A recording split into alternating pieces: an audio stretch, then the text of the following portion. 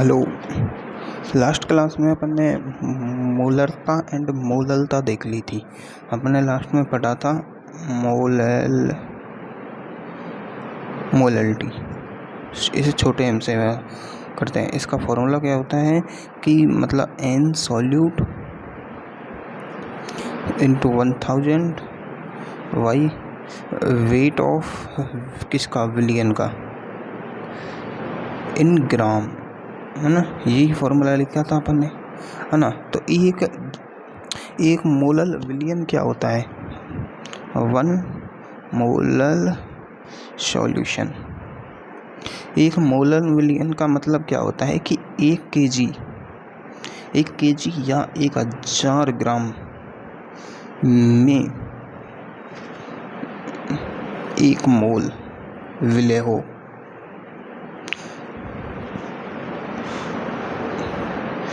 ये है एक मोलल का मतलब, है ना। अब अपन इसके कुछ क्वेश्चन देखते हैं कि देखो, एक मोलल जलीय विलयन में विलय मोल की संख्या। अब अपन देखो, एक मोलल विलयन, क्वेश्चन क्या कर रहा है, 1 m मतलब एक मोलल दिया है, एक मोलल जलीय विलयन में विलय की मोल भिन्न होगी। अपन को क्या निकालना है, मोल भिन्न निकालनी है ना, याद करो।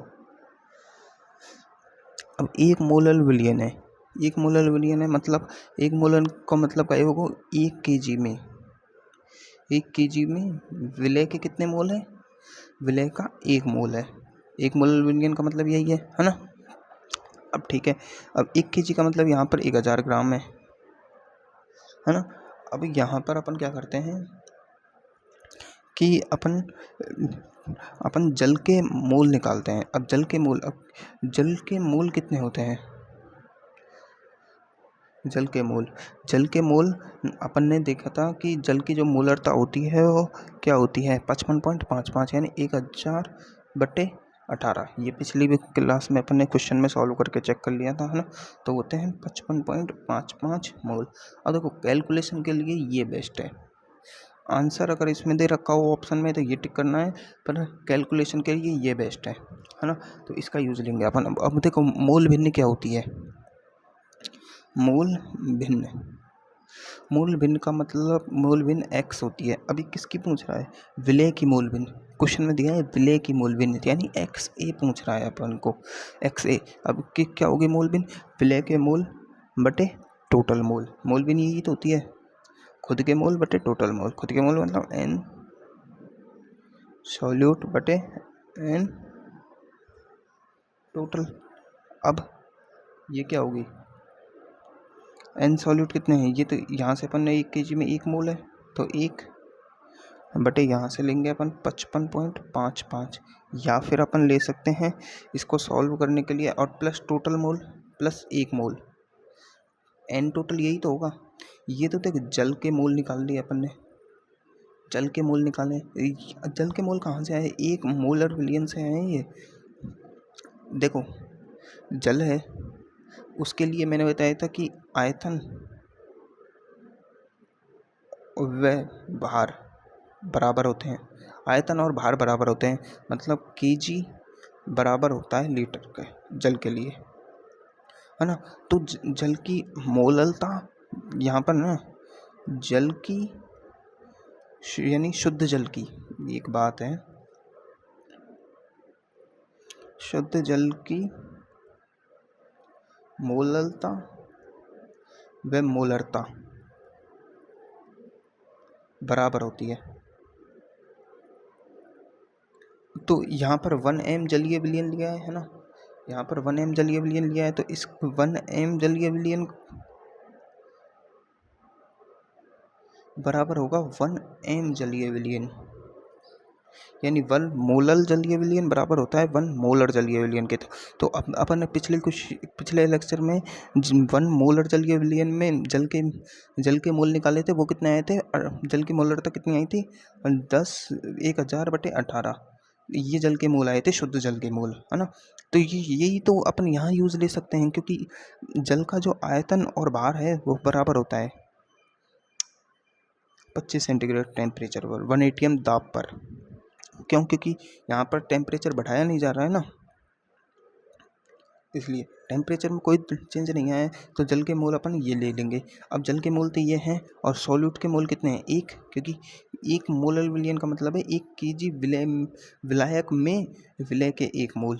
1 मोल मोलर विलयन का अपन ने ये लिखा है ना। तो यहाँ से इसका 1 आ जाएगा, और इसके 55.5 है, और ये तो इसका 1 बाई, इसको अपन ऐसे लिख सकते हैं 56.55, ये आएगा आंसर XA।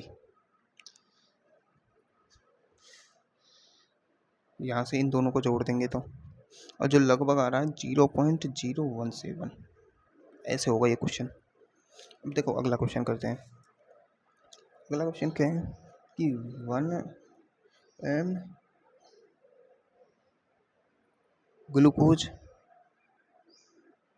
विलयन का घनत्व दे रखा है 1.18 ग्राम पर ml, है ना, है।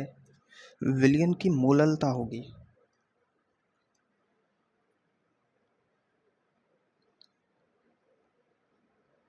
तो देखो इसने यहाँ पर घनत्व दे दिया। अब घनत्व से अपन को फॉर्मूला लगा के यूज करना है। कैसे निकालेंगे? देखो 1 मोलर ग्लूकोज विलयन दिया है इसने, है ना। 1 मोलर ग्लूकोज विलयन यानी 1 लीटर, इसका मतलब हो गया 1 लीटर विलयन में 1 मोल ग्लूकोज है। अब 1 लीटर विलयन में 1 मोल ग्लूकोज है, ठीक है। अब इसका घनत्व अपन को दे दिया ये, तो अपन घनत्व बराबर द्रव्यमान बटे आयतन, घनत्व बराबर द्रव्यमान बटे आयतन लगा देंगे, है ना। तो द्रव्यमान बराबर क्या हो जाएगा? द्रव्यमान बराबर क्या हो जाएगा? घनत्व इंटू आयतन, ये दोनों जुड़ जाएंगे।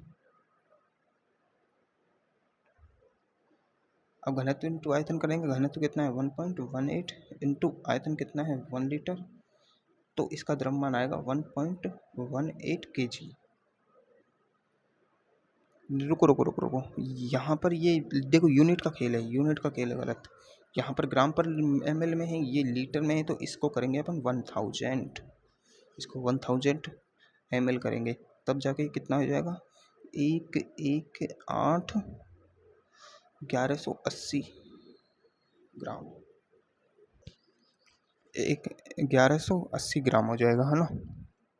अब अपन का ये कुल द्रव्यमान आया है ये, क्योंकि ये विलयन का घनत्व दिया है इसने, विलायक का थोड़ी दिया है। कुल द्रव्यमान आया